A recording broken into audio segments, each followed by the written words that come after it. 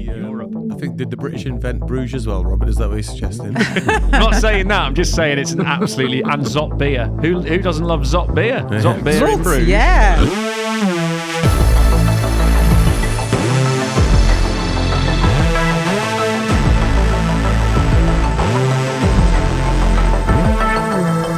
I'm Dave Chapman. I'm Esmee van der Giezen. I'm Rob Kernahan. And this is Realities Remixed, an original podcast from Capgemini. And this week, do the mechanisms that we've used to run our organisations for decades need to change in a world of increasing uncertainty? Now, joining us later in the show to talk about this and his back catalogue of work exploring how technology and organisations have evolved over at least the last 20 years, if not longer, I am delighted to say is Peter Hinssen, a keynote speaker, author, lecturer, thought leader, and co-founder of nexxworks. And if you want to jump right to our conversation with Peter, in the show notes you will find a time code to do that, so feel free to go and jump over there. But before that, we'll just explore a little bit of background on Peter and the work that he does. But before that, though, what's special about this show, Dr. Mike van der Barbels? It's episode 200. Woohoo!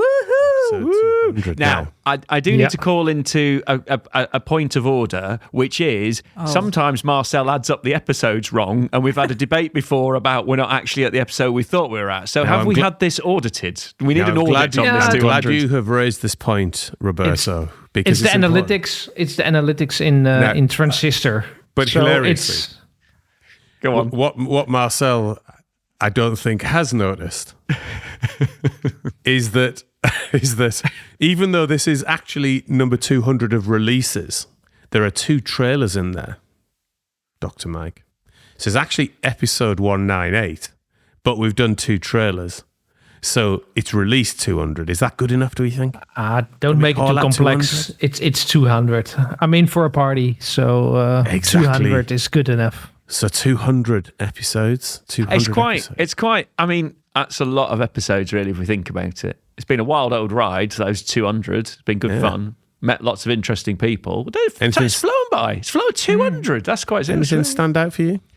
I just like the way the show's evolved. I think that's been done in a way that has worked quite well from us and the feedback we've got. I quite like that. So we've evolved time. But I've loved just when we started, AI was like, yeah, okay, that's a thing. And now it's like everything's AI. And we've tracked crazy. the course of that. So I've really enjoyed that because it's been able to put a commentary on what's going on in society, technology, organisations. I've enjoyed that.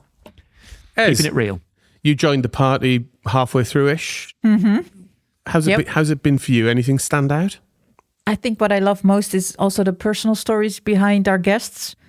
You know, how did you end up in the industry, or any, surprising hobbies or know-abouts that give it that little special extra in the conversations that we have, because I love meeting people. So I think that, and also talking about people and culture in each and every episode. I think it's, one way or another. We always talk about the people building the tech, using the tech, investing the tech, or whatever they do with the tech, but it's always leading towards people.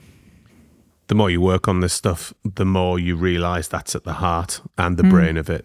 Everything else is like a echo effect around those things, and therefore if you get that right, the echo effect is positive and strong. If you get it wrong, not great. Anything standing out for you, Dave? 200 episodes?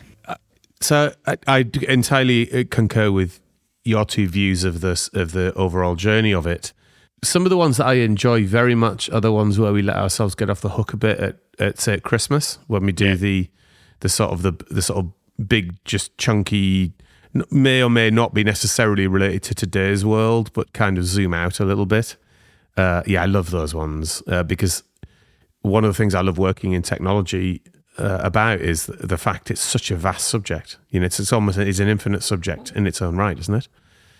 No, absolutely. And you go back about expanding the horizons. I'll go back to Anders Inset on that first Christmas episode, and he got me thinking about it. And then I've proper stitched me up for 6 months thinking about the simulation theory. It never really occurred to me I'd heard news reports about it, I understood it a little bit. That's really permeated right into it. Now lives rent free as a constant thought in my head about what are we actually in. It's a good existential thought for you, Robert. It is that. What about Dr. Mike? I mean, driving us into oncoming traffic, general logistics chaos, processing us all, keeping us in order. What's going on? What's your favourite moment, Mike? I think overall it's an underestimated role. So, well, the complexity of executing it properly. And for the listeners, so normally we record 1 or 2 episodes a week, and it's always on a Friday. So a good start of the weekend. And in the last 3 years, it was a sort of training session every Friday. I see it as a training, getting new information, great speakers. On the highest level, companies talking about their change. Yeah, that's really exciting. So, well, look, whether this is your first episode with us or your 200th, brackets including the trailers, you are very welcome, and thank you for your time. We hope you get something out of this, and as you've heard, we certainly do. And I think just the privilege of having at least one amazing conversation a week, I think, makes such a big difference to, how you view the world, and just so deepens so much understanding. So I hope we bring at least a little bit of that. Woohoo! Anyway, today's Convo 200, is with Peter Hinssen, as I said at the top of the show. And to me, it feels like such an appropriate one because it brings so many threads together. And we encountered Peter, or at least Esmee did, when he was doing some live talking about his latest book, The Uncertainty Principle. So, Ez, why don't you just give us a bit of a précis on that? Yeah, so on Peter's core thesis in The Day After Tomorrow and all his related work these days centers on what he calls the uncertainty principle for business, talking about the pace of change in the outside world now consistently exceeds most organizations' ability to adapt, and that gap between external disruption and internal responses keep widening. And his key argument is actually that companies spend roughly 93% of their energy on today and on tomorrow, maybe running the business and incremental improvement, but only about 7% spend the time on the day after tomorrow. So the radical shifts that will actually determine survival is needing in more places. And that's what he's talking about. Different types of organizations structurally incapable of looking far enough ahead, but mostly being adaptable enough in culture, processes, incentives. I think everything that needs to be changed in an organization to be continuously ready for the new normal. And you have to put that on the backdrop of the craziness of the world generally. There's a meme on the internet I absolutely love, and it's this person there looking quite beleaguered, and it's something on the lines of, "I'm currently experiencing my 4th once-in-a-lifetime event." It's that sort of thing, which is, I mean, if you think about the world's changed over the last two decades, let's say, there's a lot more disruption, there's a lot more uncertainty. You're trying to operate large global organizations with this backdrop, and, maybe a little bit more future gazing and understanding what you need to do to be able to cope with that is a thing that I think organizations are really struggling with at times. It's unnerving, though, isn't it, for organizations, because a lot of the structures and ways of working and norms are just sort of not fit for purpose anymore. They've maybe been creaking. Let's say they've been creaking for the last 10 years, but we're still broadly operable. I think it feels like we're getting to a break point now where the really successful organizations have moved on from those mechanisms. And one example might be traditional hierarchical structures, and whether traditional hierarchical structures can move fast enough, can adapt to change fast enough. There's that notion of a hierarchy is drawn as a triangle, and a triangle is the shape that resists change or pressure the most. And it feels like that was a strong structure for operational businesses that were just trundling along and, were trying to rebound any level of disruption, but it's not avoidable anymore, is it, Ez? No, it's not. And it also reminds me of the work of Simon Sinek, building on James Carr's concept, 2 types of games. Oh, for sure. Is it the finite game or the infinite game? And I think finite game and the infinite game. Sorry, the finite. Yeah, thanks. So I think that's in the core what we're talking about. Are you playing because you want to leave a company better than how you started seeing it once you entered the company or founded the company. And that core essence and being able to change because you just want to do better, not so much keep on winning, looking at competition, but just in essence become better every day. I think if you're able to do that, to constantly shift and shape yourself and also look into the mirror and say, maybe it's not me anymore in this place, in this time, in this position. I think that's the core of what is needed. Yeah. What do we think it is, Rob, that organizations who have yet to accept and start a change motion around this stuff find so, for want of a better term, scary about it or difficult? Well, there's the whole classic sort of leadership void. That's the first problem, which is the sort of like, it's the classic, we've said it before, the door swings open, the leader comes out and they say, thou shalt be digital, closes the door, and they expect the organization to be able to deal with that. So that uncertainty then creeps in about you've done something that's very well known to you for the past X period, and now you have to completely change your role. You've got to become the octopus one where it's like, you've done this, now you have to become a taxi driver in Japan type conversation we had, Phil. And it's the human's fear of change, and do we put the support network around them to be able to facilitate that change, give them the emotional support they need, give them the guidance and the direction, give them access to learning and all that sort of stuff. That's often the forgotten bit, and I think humans, they struggle through and they muddle through, but it's imperfect, and you'll end up in a situation you probably didn't want, and it'll then, like an elastic band, probably ping back because that's what everybody knows. So it's the sort of, do you put the structure and the conditions for success in? And sometimes you see it happen, you just go, well, you just haven't helped these people get on the change journey. You haven't given them any of the tools or any of the support or any of the emotional guidance that they need to be able to get to the destination. So the very courageous ones make it, but often the rest of the organization doesn't actually change. I think it's just sort of masking it, agile washing, whatever you want to call it. It's wagile, as we called it as well. It's that, I feel.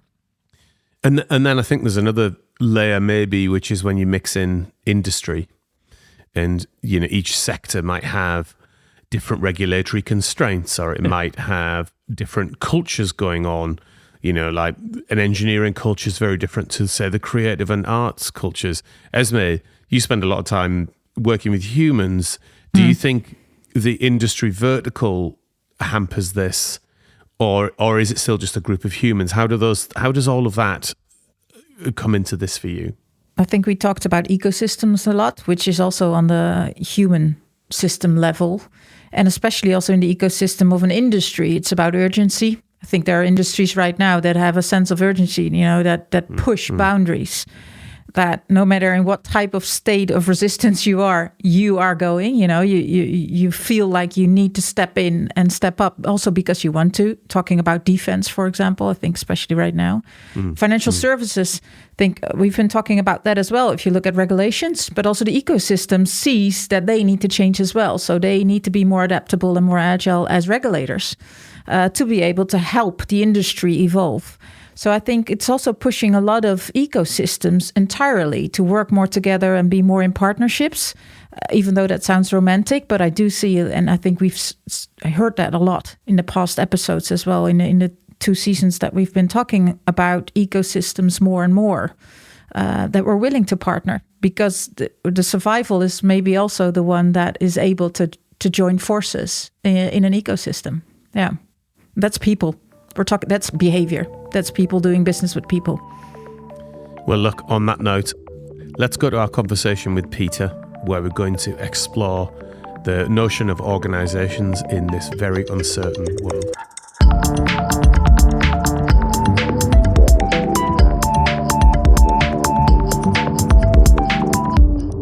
And we're here with Peter Hinssen, as I said, a keynote speaker, author, lecturer, and co-founder of nexxworks.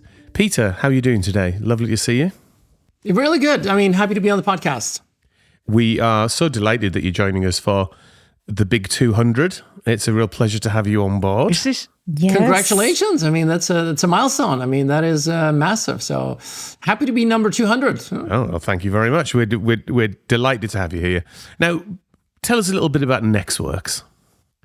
So nexxworks is an organization that we started about 10 years ago to help inspire people about technology. We feel that there is a little bit too much doom and gloom around the technological world.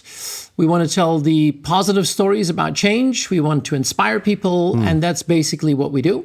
It's not a big organization, but what we try to do is take people to the places that matter. So, for example, spending time, whether it's in Shenzhen or it's in Silicon Valley, but the places where things are being made, where the future is being created, and we feel that you can read about it, but if you're there and you feel it, it is something quite different. So there's a strange thing. My grandfather bought a bus in the Netherlands, and after World War II started driving Catholics to Lourdes in the south of France, where the famous cave was that is a religious shrine. And sometimes when I'm in Silicon Valley and I'm driving a bus with executives, I sometimes feel I'm in the new Lourdes sometimes. But spreading the positive word about change is basically what we try to do. Okay, so much in that already. So let me start with the perception of doom and gloom that you opened that with. What's your take on when that started to happen? So when did the dark clouds come over this industry of tech in your mind? So I'm an engineer myself. I studied computer science, and I think one of the things about being an engineer is that you're kind of completely immersed in enthusiasm about new things. I mean, I don't think you can make it as an engineer if you're not constantly. We've got Rob curious. on this show, who's like the most enthusiastic person in the world, I think, and it's all from that, isn't it, Rob? I do. No, I might be enthusiastic, but I do believe in a dystopian future and mankind's ability to rip itself apart. But it's in all the books. Isaac Asimov, Frank Herbert, they all predict an event basically driven through AI that destroys us. To Peter's point, you are an enthusiast. Yes, you like in the moment around the. But I think that is very typical. So. I mean, the Big Bang was a parody, of course, but I mean, so often, when I go back to my, computer science, student days, everybody was super excited about technology and being there. They all wanted to be part of that, but everybody was reading the same dystopian novels. Right. Everybody would chuckle at The Hitchhiker's Guide to the Galaxy, and we would love all the horrible movies about everything that went wrong. So I think it is part of an upbringing. I think it's part of a culture. I think that culture is deep. So, and I think the nice thing about, people who have that background is, although they know all the dystopian scenarios, they're still excited about using this to build a better future. So I think that it's a natural filter as a computer science, engineering student. So I'm convinced we're going to wreck our world. I mean, that's coming. We won't say there, but I can't help but get excited about the technology that pops over the horizon and think, what could I do with that? What could I do with that? What could I do with that? So there's this instant today excitement, and then there's this long view that says, this isn't going to end well. No, exactly. Yeah. But still, everybody wants to be part of this. I mean, I always go back to, Richard Feynman, who's one of my heroes. You know what? He described space-time the best way anybody's ever described space-time. He's the only one who ever described it. And I went, I get it now. I understand that to a degree, but I think I understand it, but I obviously don't, because that's the classic. But he was my hero when he was on that committee looking at the explosion of the space shuttle, and he was the one who understood what happened. With the O-ring. Yeah. I mean, from that moment on, I was hooked. I've read all his books, and I'm a huge fan of his work. But he describes that he was working on the Manhattan Project. And he said, you know what? We were building stuff that we knew could destroy the world. But it was like, you had to be there. I mean, not being part of the Manhattan Project was probably the worst thing that happened in World War II. Mm-hmm. So there's always been that, little dilemma there. But I think what is interesting is that, the people in the field of technology, I think there's a general idea that you could use this in ways that you could really help.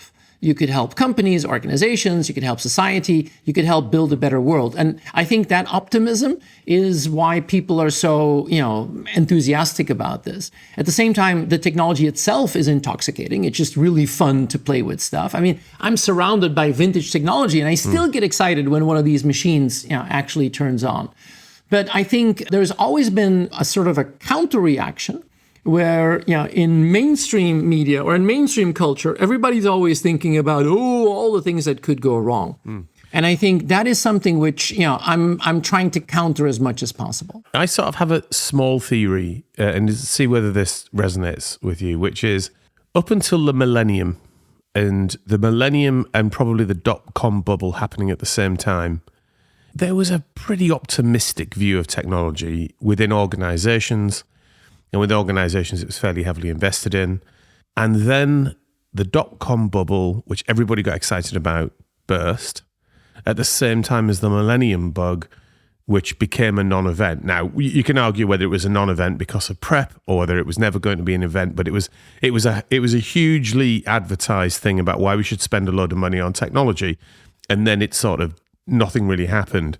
I just felt that after that, there was a bit of a loss of confidence in the sort of investment in corporate technology.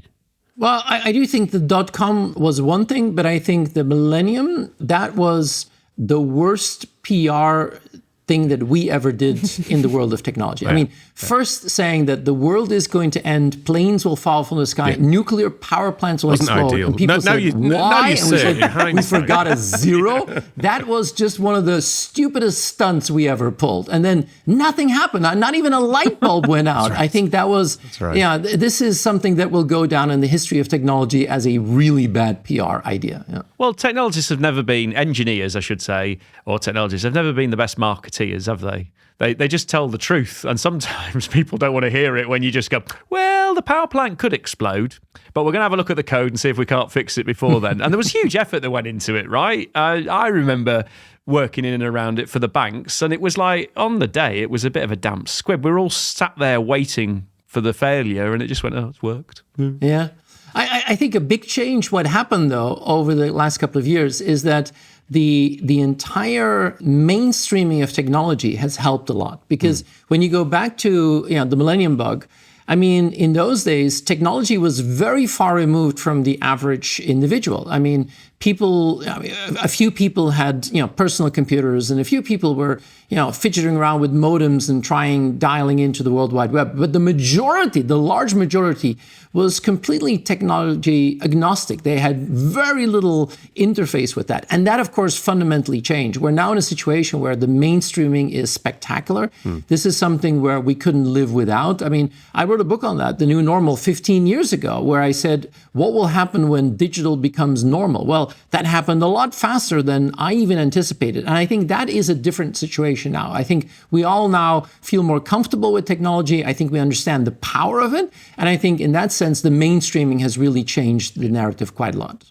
Do you think that there's, and we'll come to the new normal for sure in good time, but I wonder if, when you look at your first major piece of work, which I think was Business IT Fusion, which was looking at the conflict between, or the gap between sort of business in inverted commas and technology, we entirely recognize that still today, I think, as a problem in some organizations. Can you correlate the growing of that gap and that conflict, say, back to events like the Millennium Bug, where sort of the tech industry miscalled and mismarketed that situation, and maybe some distrust grew? Well, I think so. I wrote that first book, Business IT Fusion, really long time ago. And I wanted to, rethink that relationship between the technologist and the rest. And in many companies at the time, you had the IT manager who would report to the CFO for some reason. Right. I mean, that's no longer the case. But in those days, 20 years ago, most CIOs or IT managers would report to the CFO. Yeah. And I've always wondered, why did that happen? And I think, in a lot of cases, the first really big volumes of data that were processed were actually financial data. Yeah. And in the very old days, IT wasn't called IT, it was called EDP, Electronic Data Processing. And I think there must have been a board meeting where they said, listen, we don't understand these nerds. We have no idea what they're doing. But to the CFO, it's your numbers, so you take care of them. And I think that's the reason why a lot of the IT managers report to the CFO. But when I wrote that book, I was starting to teach at London Business School. And one of my favorite programs at London Business School is called the Senior Executive Program. We have between 50 and 70 senior executives. But these are people that are like groomed to become CEO of big companies. They run like major divisions or geographies. I mean, they're people with a lot of experience, but they come to LBS for 4 weeks to give them, like a jolt to get to that next level of leadership. And I had them for a day on technology. And I could clearly see, people go to London for 4 weeks and they have like amazing speakers on marketing and corporate finance and politics and strategy. And then there's one guy who has to talk to them about IT. And honestly, when I started doing that, they all hated that because they thought, oh my God, it's always boring when people talk about technology. Yeah. And then I tried to make that as fun as possible and as exciting. And then everything changed once these executives started to understand the real power. And that was the moment when they became more exposed themselves. I think, honestly, the moment that I saw the people in my class starting to use BlackBerries and then iPhones and then iPads, and they started to understand the whole consumerization, in my opinion, changed everything. And in those days, there was an absolute gap between business and technology because the business people had no idea what the technologists were doing. And in a lot of cases, the technologists had no idea how businesses actually worked. And I tried to say, we have to bridge that gap. We have to fuse the two. Right. And that was a book that was way too early. It was my first book. I made all the horrible mistakes about writing a first book. The book was too big, too heavy, too complex, too academic. My wife is a veterinarian. When I came home with the first print of the first book, I was so proud that I'd finally written a book. And I give it to my wife, and she takes it, and she says, oh my God, it weighs like a dead dog. And then I realized I made a horrible mistake. Yeah. Well, is that the way you measure success? Which dead animal is this book like? Ergo, is it going to be successful or not? I mean, I love that. I love that rating scale. Yeah. I love that rating scale. Which dead animal is appropriate to this thing? I mean, it's brilliant. It's very novel. I like it. It's a new scale. Absolutely. But I tried to describe a world where we wouldn't have that gap. And I think, honestly, the gap has gotten smaller over the years because you now have, I think, a generation of leaders who understand the power of technology, the power of data, they understand digital. I think, honestly, we might be now entering a world where we have a next generation of leaders that we need for the world of AI, because that might be different. I mean, recently I've seen a couple of CEOs actually step down because they say, you know what, I did the digital thing, but I can't do the AI thing, which I think is super interesting. Yeah. I mean, just recently, Doug McMillon, the CEO of Walmart, who I admire, I wrote a book on Walmart called The Phoenix and the Unicorn. And their transformation from a traditional old school retailer to a digital savvy retailer is epic, absolutely. And it was this guy, Doug, who did it.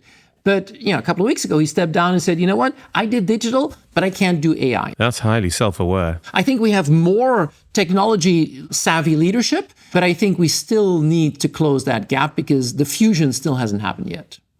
That's somebody like you say, Dave, very self-aware, just looked at it and gone, I expended so much energy transforming one of the world's largest organizations to digital. I just don't have it. I don't have it left in me. And it's quite a powerful thing to be able to do. Oh yeah, absolutely. And it brings us on, I think, just to a subject that I think you cover in a number of your books. I think it's a thread that I would observe, at least looking at your back catalogue, which is the notion of transformation and what transformation sort of really is. And we've had Dave Snowden on the show. I don't know whether you know Dave's work, but oh yeah, I know Dave. Yes. Yeah, he's very influential on the way that I think, and we've used his work on the show a lot. And he moves very specifically away from transformation as something that has this start point and end point, and it's a sort of an artificial start and end point versus a sort of constant evolutionary flow. Is that sort of where you've got to in your thinking, and maybe just flesh that out a little bit in terms of how you got to that place? Oh, absolutely. And I love Dave's work. And I think in a very similar fashion, I think one of the challenges that companies now have is they have become almost addicted to transformations. And I think this is a very, very bad addiction because, for the last 20, 25 years, it was almost always the same thing. You realize something new needs to happen. There is something different. You say, oh, we need to do a transformation project. You establish an as is, you define a to be, and then you do your little trick to go from as is to be. And that interim states. And I think what we're now in a situation where I talk a lot about what I call the never normal, which is I wrote a book, The New Normal, a long time ago about the transformation in the world of digital. And then ever since I wrote that book, people said, oh, what's the new normal? What's the next new normal? And then I tried that for a while, and then I got tired of that. And then I said, I don't think that works anymore. I think we're in a never normal. And this is a really difficult thing to grasp, because we always hope that it's going to, once we get there, everything's going to be fine. Yeah. I mean, once we make that last jump, then everything is going to be, it doesn't. It's illusionary. The land of milk and honey is illusionary. It is illusionary, absolutely. And I think since COVID, during COVID, I heard the word liminal over and over again. And first I didn't know what the word meant, but it's basically a transition, and it's you're in between, and then after COVID we didn't go back to a period of stability. It just got crazier and crazier. Technology changed, and it's not just technology; it's environmental, it's social, it's political, geopolitical. You get into this mess, and then I started using that term "never normal," and I think this is a very good description of the world that we're in. And one of the characteristics, or one of the questions that I like to ask people is, you think this is crazy, right? You think the rate of change is just absurd. But what if this is not a storm, but the new climate? And I think that for me is one of those fundamental ways of reframing that. And for that never normal, I think what you need to do is you need to think about, how do we build like a continuous, mechanism for change, where you're not going from as is to be, but you're continuously in an agile environment changing the fabric of how you operate. And this is something where even in technology, we don't have a complete answer to that, because we know what an enterprise architecture looks like, but do we know what an enterprise architecture for a never normal looks like? And there is an insane fear of technologists that it's going to go out of control, that we're not going to be able to manage this anymore. But at a certain moment, you have to realize that many of the things that we use every single day are not controlled. The internet, just grew and wasn't something that we had full top-down control over. Yeah. And I think this idea of never normal thinking is something that I'm absolutely fascinated with. Jitske Kramer is also a friend of our show, and she talks about the liminal phase a lot as well. And she obviously mentions leadership style, and you touched upon the new generations.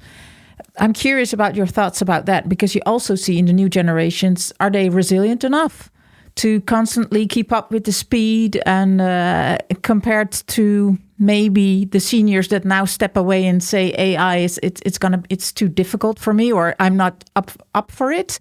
How do you see that in terms of generations and their resilience?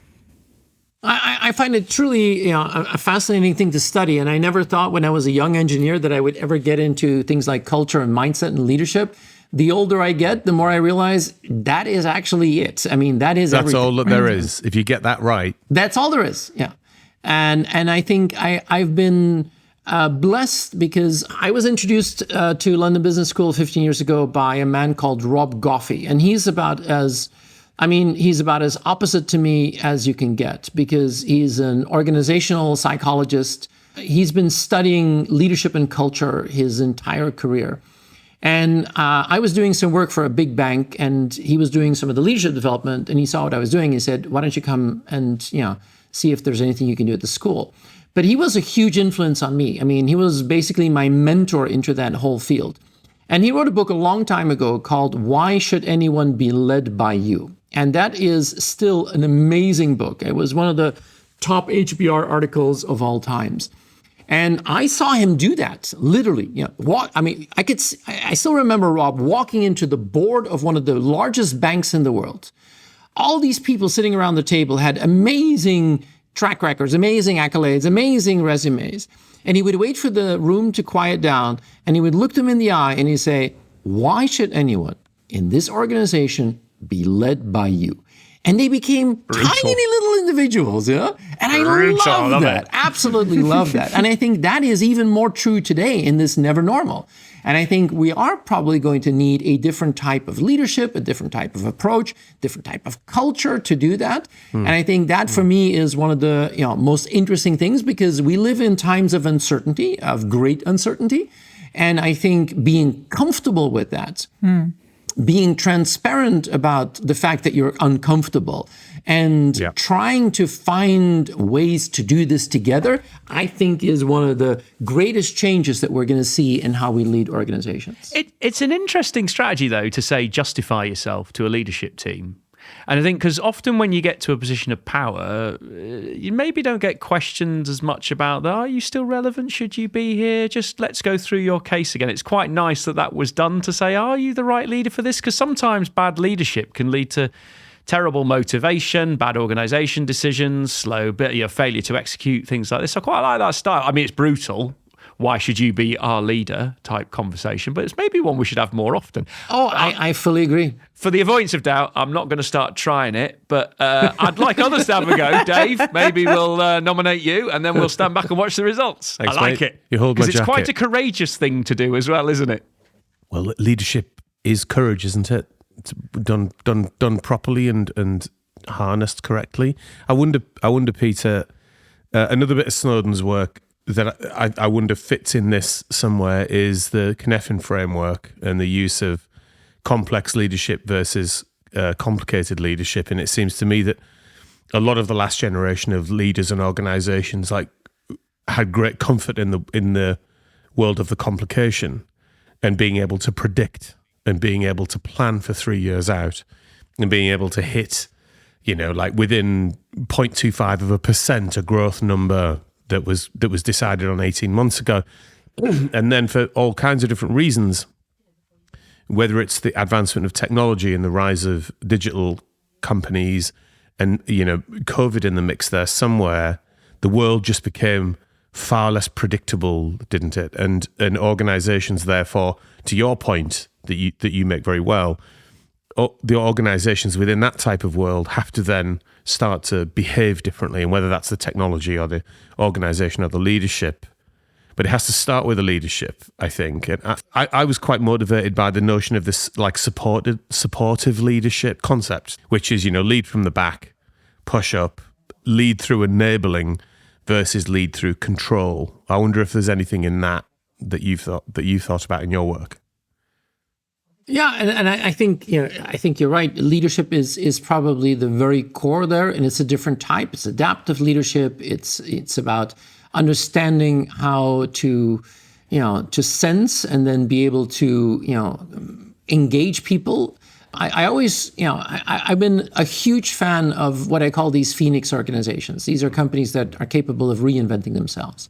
And I wrote a book on that, The Phoenix and the Unicorn, because I was getting mightily fed up with the unicorn applause, because unicorns are amazing things. I mean, they are unique in our economic history. But it's really simple to do a unicorn. You just need to be extremely focused, and you have to leverage technology faster and scale faster. But it's a very simple trick to do a unicorn. But I became fascinated by phoenixes. And phoenixes are companies that are capable of reinventing themselves. These are companies that have battle scars, have shit of yesterday, legacy systems. I mean, and what you see is human systems. Entrenched human systems, and often, an enormous complexity of getting the masses to change. And the fascinating thing about these phoenixes is that I've been researching them, and there is a huge correlation to the leadership element of that. But there is a nuance, and the nuance is very interesting. So when you look at a phoenix, and I mentioned Walmart. Walmart for me is a phoenix, right? 70 plus years old, a big disruptor of the past. And then a couple of years ago, they were running out of steam. They were seen as an old school traditional retailer. They reinvented themselves. But since I started researching them, I found an enormous amount of phoenixes. I mean, Microsoft's a really good example of a phoenix. I mean, 50 years old, 51 years old. And a company that was like, wow, ooh, not so good. I mean, the end of the Ballmer era was terrible. I mean, when the iPhone Gotta love came him out, dancing on stage, though. Yeah. You gotta love him dancing on his stage. dancing was spectacular, but when you look at it, I mean, 2007, the iPhone comes out, and they ask Ballmer, is the iPhone going to make it? And he says, there is no chance the iPhone is ever going to have any market share. He did get the developer's point, though. It would be software engineers That's true. that redefine the world. So he got something right when he said that he did present it kept just saying the word developers, didn't he? But he got that bit right. But you're right, he was at awful tech and it's predictions, legendary. I mean, it's absolutely legendary. But I mean, at that moment, Microsoft, was I think suffering from the fact that they had become basically a machine to collect money. And then you build bureaucracies. And I think Satya Nadella, when he came on board as the new CEO, he said, I think there are probably 6 or 7 Googles inside our company, but they're not getting out anymore. We have built layers of bureaucracy that the only thing we could do is build mediocre products. And when Satya Nadella came on board, I mean, he changed the strategy of the cloud. I mean, that is, probably one of the most spectacular pivots in economic history. But the most important thing he did is he read Carol Dweck's book and growth mindset, and he put the growth mindset into the organization. And that leadership of somebody that we didn't know, nobody knew Satya Nadella. I mean, nobody knew that he had those capabilities. Right. But that is the reason why Microsoft is such a phoenix. So I became fascinated by these phoenixes. Disney is a phoenix. I mean, the fascinating thing is now some of the younger companies that we used to say, oh, look at Google. Google, wow. Google is 25 years old, and now Google has to reinvent itself in a massive way. And by the way, they're doing a good job. But it's really cool to see even those companies that need to reinvent themselves, because at a certain moment, the traditional mechanisms just cannot push you to the greatness that you need in this never normal world. But that failure of reinvention, that Phoenix event, when it doesn't happen, it's literally the death of the company, though. And you can see some companies making decisions. You just go, that's you done, isn't it? It might be 5 years, it might be 10 years because you've got some IP that people need or a license that you can hang on to. But absolutely. I think that's probably the end of you, thanks. Yeah, and even worse. I mean, at that moment, they even tend to cling together in desperation. So I did startups when I was younger. I started working after graduating as an engineer at a company called Alcatel. I don't know if you remember. I remember Alcatel well. Yeah. French Stingray company. modem, ADSL in the communication days. Yeah. And this is a company that had amazing engineering talent, and they were one of the kings in the old telco infrastructure world. And then I sold my first company to them, in 1999. And at that moment, you could clearly see that they were the kings of the telco, but they didn't get the world of IP. They didn't get the world of the World Wide Web. And what happened then is they merged with Lucent, which was another one of those, dying dinosaurs. And then, it's not just that it's the end of a company. They tend to cling together to say, maybe we're too desperate. Yeah, we're going to make a hole. Together. Thelma and Louise. That's Thelma and Louise, isn't it? Off the cliff together, holding hands. That's the image in your head you should have. It feels like companies, when they get to that point, they sort of almost tense up. Yeah. And they try and control what's around them, where actually almost the opposite strategy needs to be enacted of, stripping things out and being braver and things like that. And I wonder if, when you were looking at the leadership of the Phoenix companies, did you see a thread in terms of the leaders that were driving those? Well, I think one of the fascinating things that I found in researching that is that in a unicorn, you often have that one individual, right? It's that one person in his or her bedroom that dreams a completely new world. It's the Elon Musks of this world. It's the Zuckerbergs of this world. And what I found in Phoenixes is that isn't the case. It's their capability as CEOs often to build what I call a collective leadership, a collective entrepreneurship. And that is something which I found really, really interesting. Because in a unicorn, you still have sometimes that very, very singular, sometimes toxic type of behavior where you are founder mode. It's founder mode. I mean, it is really founder mode. And if you want to change a Phoenix, it's not just one person, but it's one person that has to start almost like a movement and a shift. And I call it collective entrepreneurialism. And I think it's something that I have seen over and over again. And I think this is something which, I find fascinating because it's not just Satya Nadella. Satya Nadella has built an entire culture of people who have regained that entrepreneurial spirit instead of a bureaucratic spirit. And I think that is, for me, the real trick of how to unlock these massive, massive changes. Peter, we have to ask about it because we see you, but the listeners cannot. How many Microsoft-related products are behind you? Because you're actually in a chapel. You're drinking out of a cup that makes me think about Apple a lot, I would say, with the rainbows. The story behind this is that I learned how to program on an Apple II when I was 11 years old. And we lived in the US at the time. I was in a middle school, and I think we were one of the first 10 schools that Apple had donated computers to the school just to see what effect it would have on young people. And I was fortunate to be in that school. I learned how to program on Apple II. Love for technology never went away. Love for the brand never went away. And then it is, I think, an interesting experiment because 40 years later, one of these kids buys a church in Belgium to house, his Apple collection. So they did something right, with that experiment. But I had the good fortune that my father was an engineer. We had this passion, and he convinced my mother that it would be stupid to throw anything away. So this became a collection which started when I was 11. I started massively collecting about 25 years ago. Everything you see behind me used to be in our house. So my passion project became the number one source of tension in my marriage over the last 28 years. Because that's a lot of kit. That's a lot of kit behind you. That's a lot of kit. Just for the listeners, that I can probably see 40 individual units for computing, PCs, etc. There's probably more if you rotate the camera. Do you know what you have? So I started collecting massively, but I probably have virtually every product that Apple has ever produced in its history here in the Apple Chapel, a lot more in storage.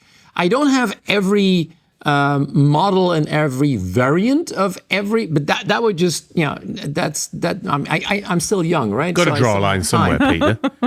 Leave something for later. Got to draw a line. When you got to hunt down that really obscure MacBook Pro from like 2011 or something. See-through plastic era. Yes. And there's now actually, it's a very interesting period because you have a number of those early engineers who still have the prototypes that they worked on, who are either now passing away or retiring, and they can take their kit to the retirement home. And I have a couple of things here in my Apple Chapel, which I bought from tearful engineers who have to part with their prototypes. But it's a very interesting period to collect. But I started to shift away from the pure hardware to the broader picture. Things that tell the story. So, for example, I have all the annual reports of Apple here. And I even have the original prospectus from 1980, which JP Morgan used to sell the first 4.6 million shares of Apple. And that is just amazing to see that. So I'm assuming you've got an Android phone then? Well, ironically, I do. I have a Google Pixel. I do. I have a Google Pixel. And the reason is I do a lot of work for Google, and Google said, you with your Apple obsession, use one of these. And I love them. And of course, in my line of work, I have to understand, both ecosystems. So. I wonder if we can return back to the adaptive organization and just continue exploring that through the lens of your work. We've talked a little bit about leadership and the way that leaders of Phoenix organizations develop a culture of entrepreneurialism and growth mindset around them rather than be the single person. I wonder if we extend that out now into the wider organization. You've written, I think, on networked organizations. And in my head, and you please correct me if I'm wrong, my vision, my sort of view of network organization versus hierarchy is that it's more loosely coupled. It can reform itself and be more adaptive to change. Is that how you hold networked organizations, and how does that fit into the model of Phoenix or adaptiveness for you? Yeah, and I think I became fascinated by non-hierarchical models and wanted to understand how they would work. And what you saw, and this is, in the last decade, we've seen a couple of examples of companies who tried to massively shift from classic hierarchy to networks, and they failed miserably, right? I mean, the Zappos experiment is really famous.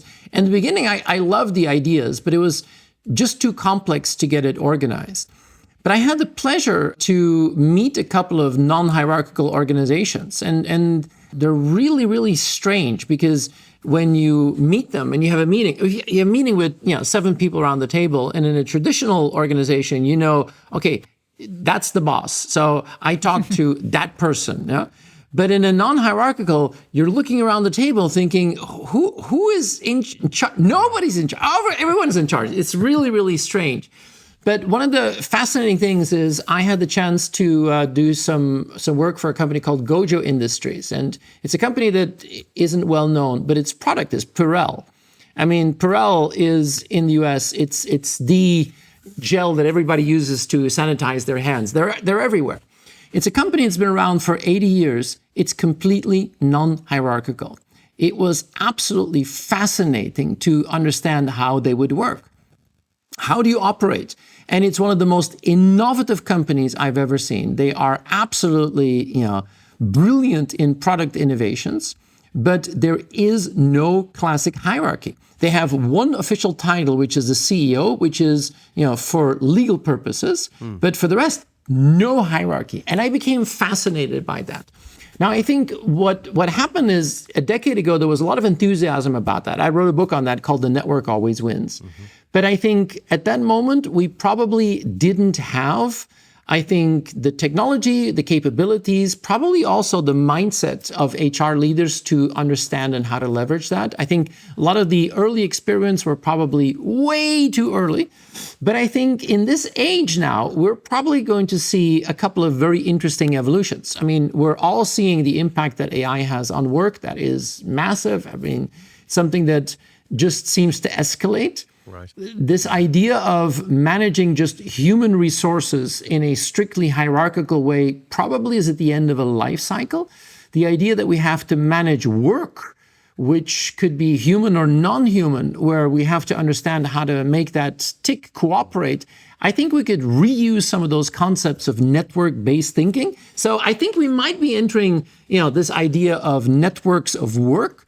But it might not be the old, let's burn the org chart idea. Yeah. I think it might be a completely new and hybrid way of thinking about agents and humans. So is that so you've allow the network, just to check my understanding of what you just said there, it's quite powerful. Is that you allow the network to form dynamically based on the need, and then it falls apart as the job is done or the need is no longer there? Is that what you're basically suggesting? Yeah. And in a lot of the non-hierarchical thinking, it was, you see entities being created where you said, hey, this is cool. I want to join that. I think I might have something to add there, or I could learn something from that. But you're not doing a job, or you don't have a role. You're part of a number of structures where you could add, learn, or contribute. And I think this is something which is going to be super interesting in a hybrid, human plus non-human type of work concepts. How closely related is that to the holacracy model? Because you do see some, or at least some companies try to embrace that. The holacracy ideas, as I said, 10 years ago,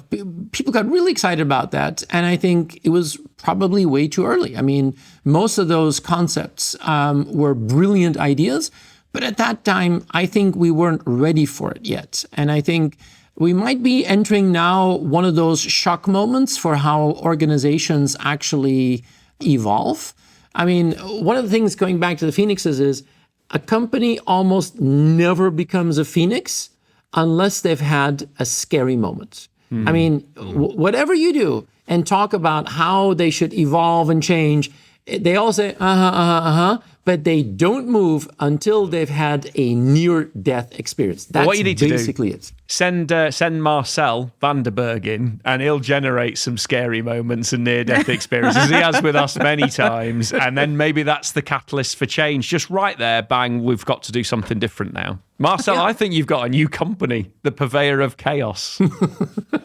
Well, maybe a new function, really interesting to explore. But it's true. I mean, when you look at it, I mean, why did Disney, become a phoenix?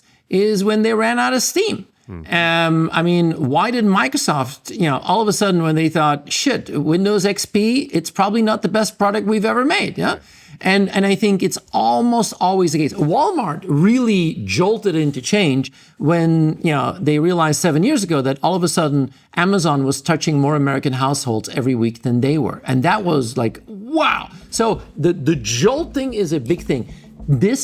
What is happening right now to organizations, the AI shock that is coming through, I think might be the real opportunity for companies to really take this a little bit more seriously.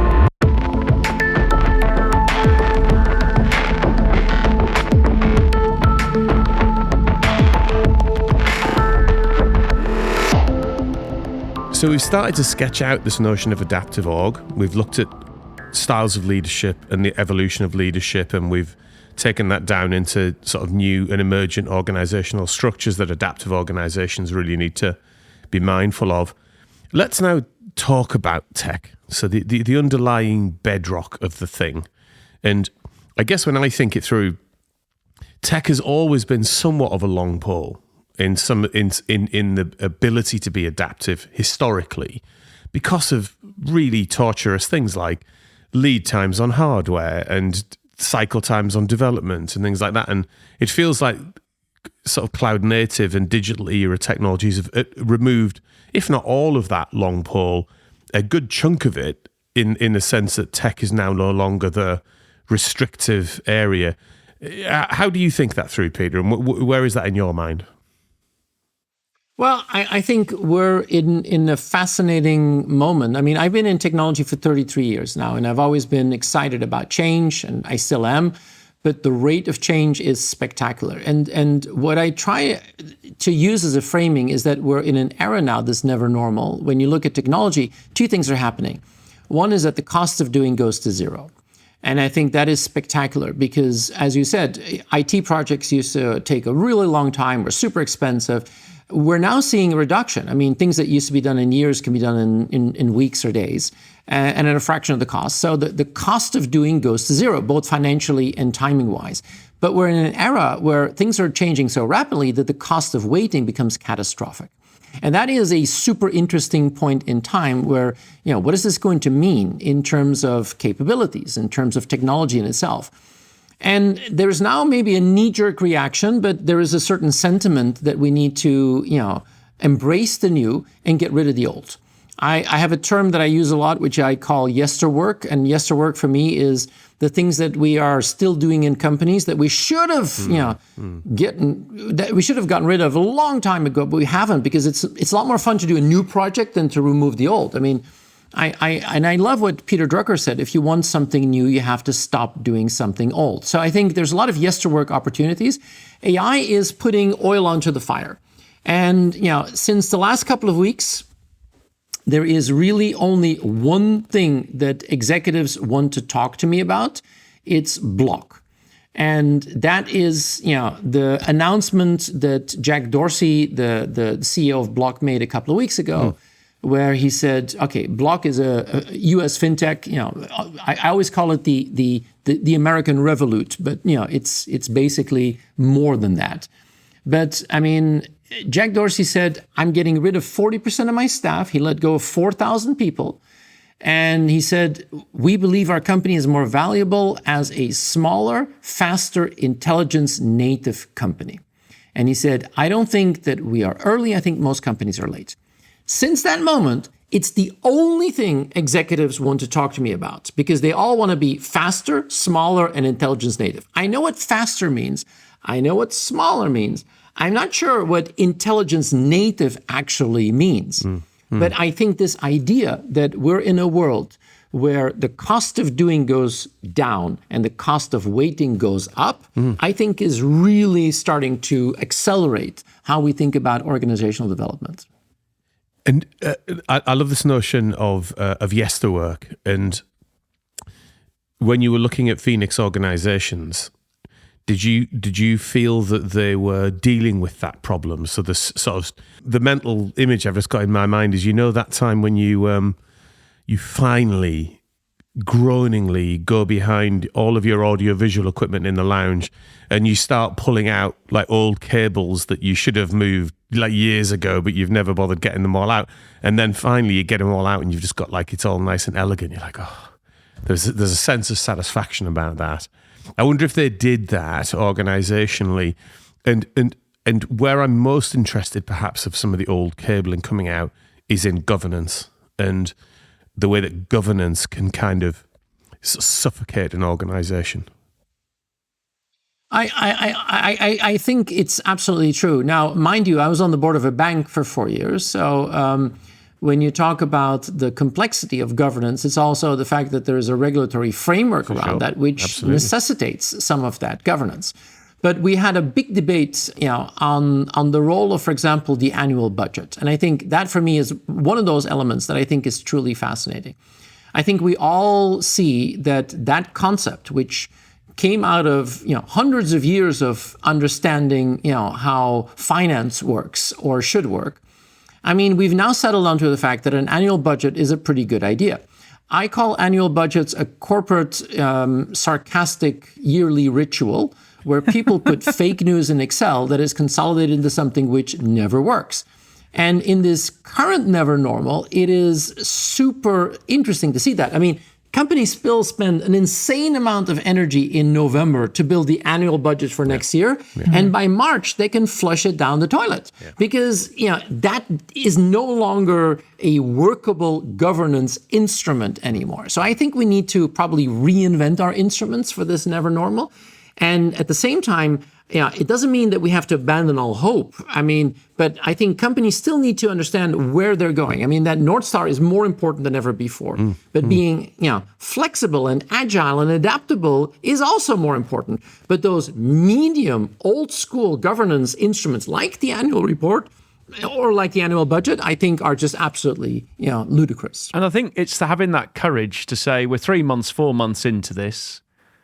We're not just going to address what our performance was to get here. We also are going to redress the conversation that says, is this actually the right core strategy and do we need to change that North Star or vary it? And a lot of organizations, once they've set that upstream bit, they don't want to change it because it feels too hard. But actually, those that work tend to be able to go back in the second loop and say, actually, our core strategy was wrong. We need to change that, fundamentally change direction. But I don't see many organizations doing that after they've kind of set that core part. Maybe they're too scared to fiddle with the core. I don't know what your view is on that, but that's quite important. You're right. And I think the fascinating thing is Unilever did that for a while. So Unilever was one of those companies that actually abandoned the concept of the annual report.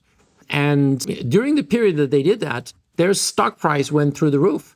And it's because the CEO at the time said, you know what, this is just a dog and pony show that I have to put in. Every quarter, I have to do this song and dance for the analyst. I'm spending so much time just doing that ludicrous, theater instead of focusing on real change and innovation.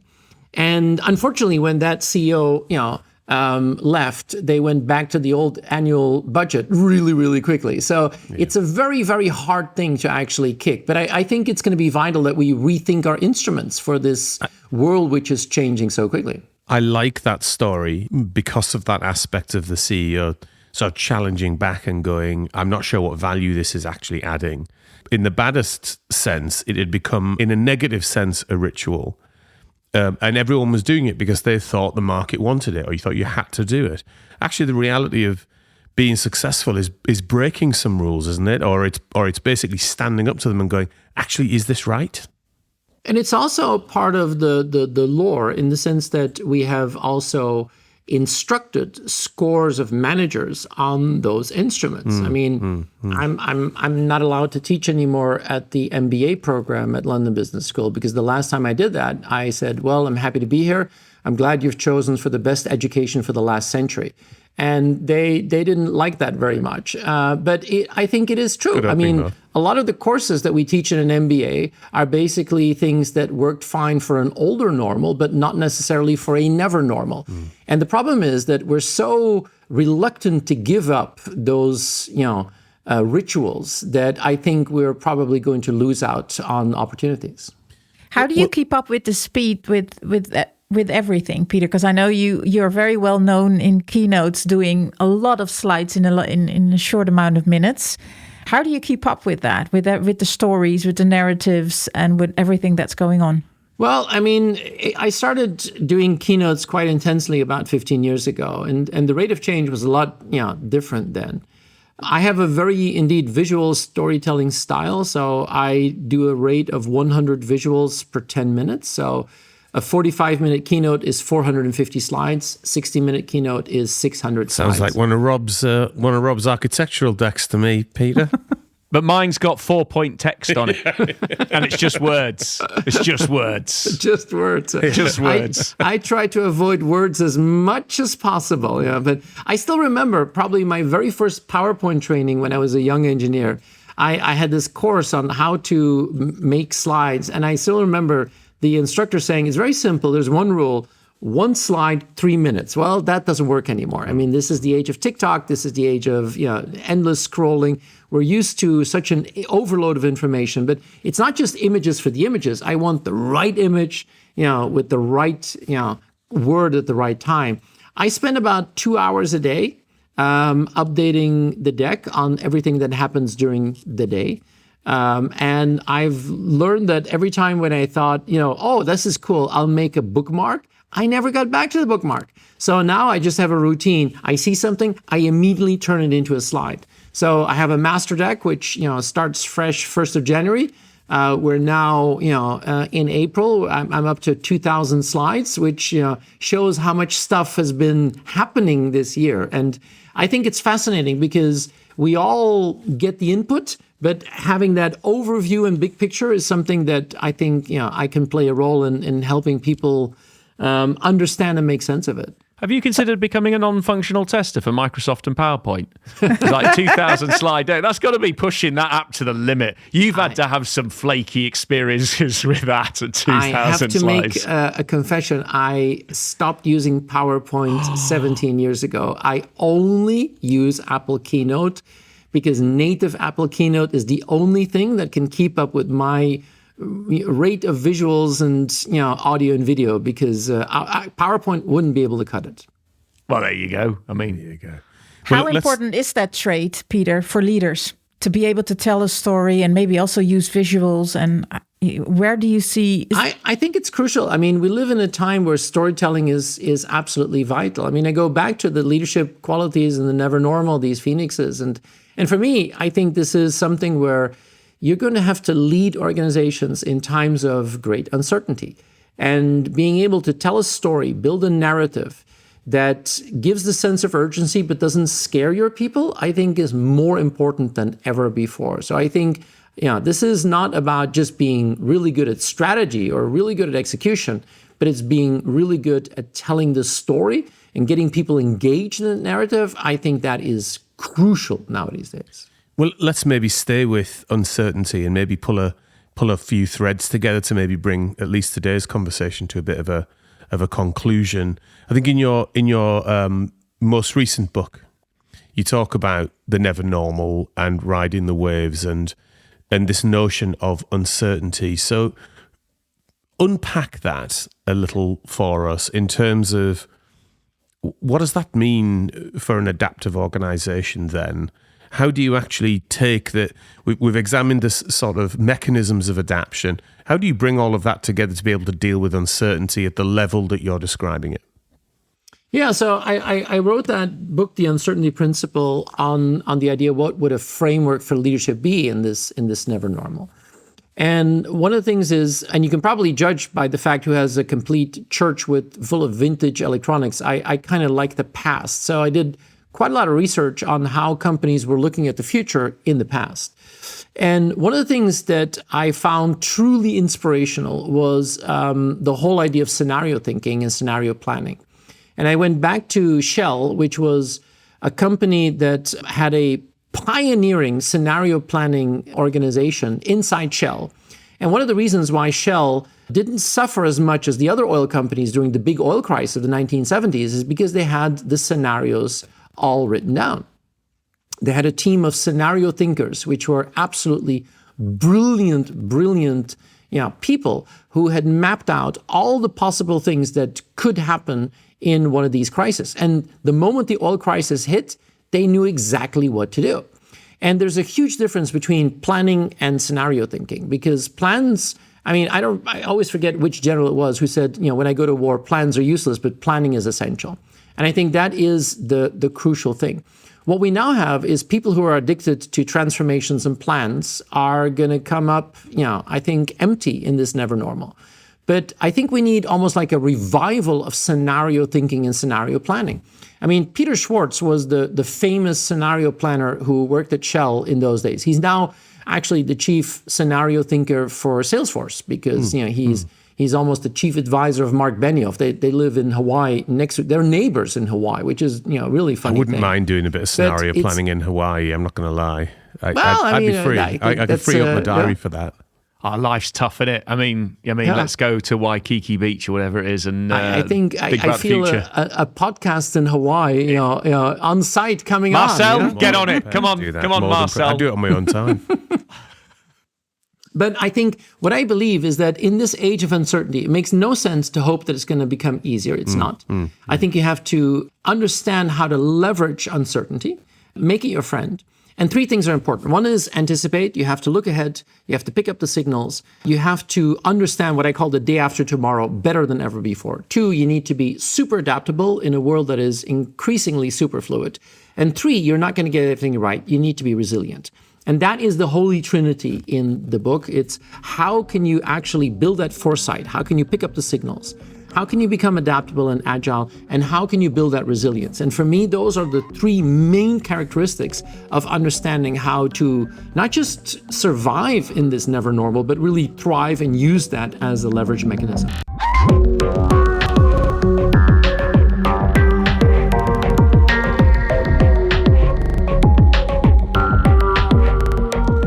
Now, we end every episode of this podcast by asking our guest what they're excited about doing next. And that could be something in their personal life, like some travel or a restaurant they've got booked at the weekend, or it could be something in their professional life. So, Peter, what are you excited about doing next? Travel for me is almost never personal. I do a lot of keynotes around the world, but I'm really excited. I'm going to spend a week in Taiwan with TSMC. Nice.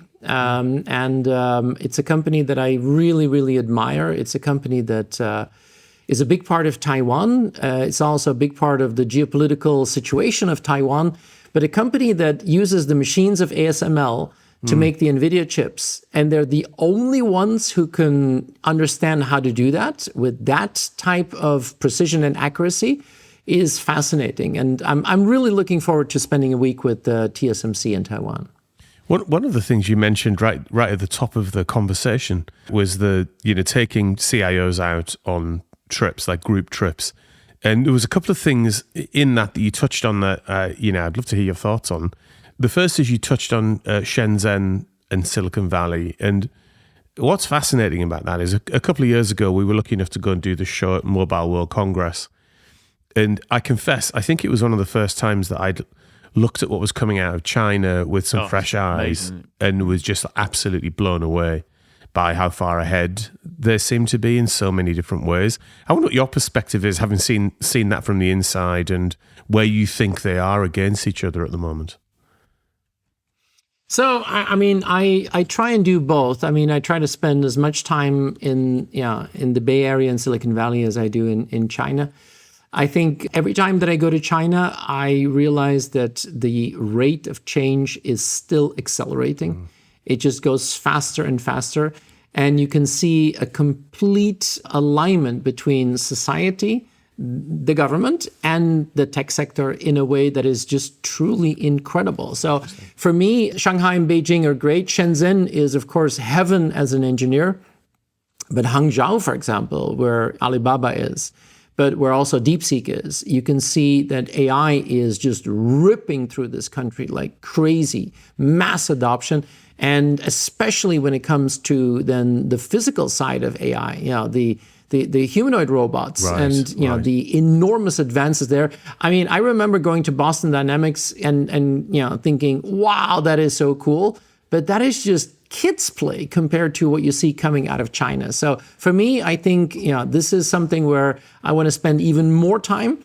But you can clearly see that China has very little to learn from the West anymore. This is happening right now at a speed that is unprecedented. It is absolutely remarkable, that's for sure.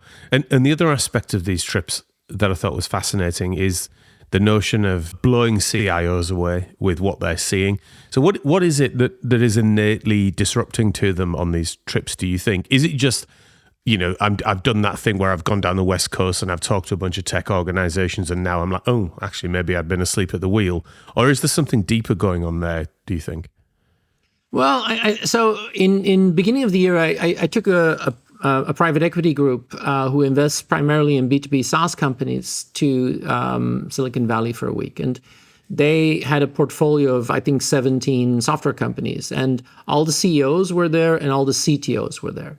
CEOs wanted to understand how AI was disrupting the world of software. And of course, the whole SaaS apocalypse thing and everything that is massively changing as a result is something that they wanted to understand. CTOs were interesting because I remember, we had a first briefing on Sunday evening and all the CTOs were there. But these are CTOs of established B2B SaaS companies. And they were all over there I've been writing C# for 17 years. What am I going to learn here? Yeah? That type of an attitude.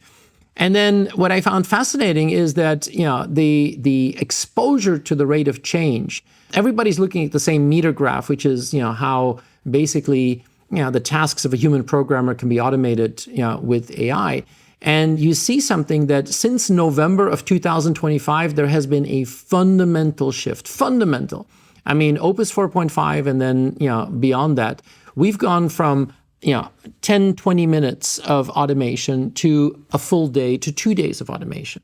And the idea of how you write software, I mean, one of my friends works at OpenAI. He's been there for a year and a half. He said, I've never shipped as much software in my life, but I haven't written a single line of code. And that is not just, a statement, it's a reality. And I think this idea of the very nature of developing code, software, and logic is changing at such an enormous rate. The best thing that this private equity firm did is they hired a guy who is in his 50s, who understands really well, the older systems, but also is super into this new stuff. He basically opens up his laptop. He goes to all these software companies, and on Monday has a briefing call with the CEO and the CTO and says, what are you guys working on for the next 6 months? I say, we're doing this and this and this. Then he quietly sits there for 2 days, turns around his laptop and says, I've already built it. And then that gets their attention. Yeah? And I think that is a fundamentally different way of looking at things. But I think you can read about it, but if you're there and you smell it, you see it, you feel it, there is something amazing about being there. And the good thing is, Silicon Valley and San Francisco is really back. A couple of years ago, it wasn't nice to go to San Francisco. It was really, you could feel that COVID really hurt, the entire region. AI has revitalized that and to the point where it's kind of crazy. I mean, every billboard in San Francisco talks about some AI company you've never heard of, but it is a buzz which I think is intoxicating. Well, on that note, I'll say thank you for joining us again today. It's been a real privilege to talk to you about it, to just step through the ways that you framed these things over the years. So thanks again for spending some time with us today, Peter. Well, thank you very much for inviting me. It was wonderful to be here and to be on the 200th episode of this amazing podcast. And I wish you a lot of success for the next 200. If you'd like to discuss any of the issues on this week's show and how they might impact you and your business, please get in touch with us at realitysremixed@capgemini.com. We're all on LinkedIn. We'd love to hear from you, so feel free to connect and DM if you have any questions for the show to tackle. And of course, please rate and subscribe to our podcast. It really helps us improve the show. A huge thanks to Peter, our sound and editing wizards Ben and Louis, our producer Marcel, and of course to all our listeners. See you in another reality next week.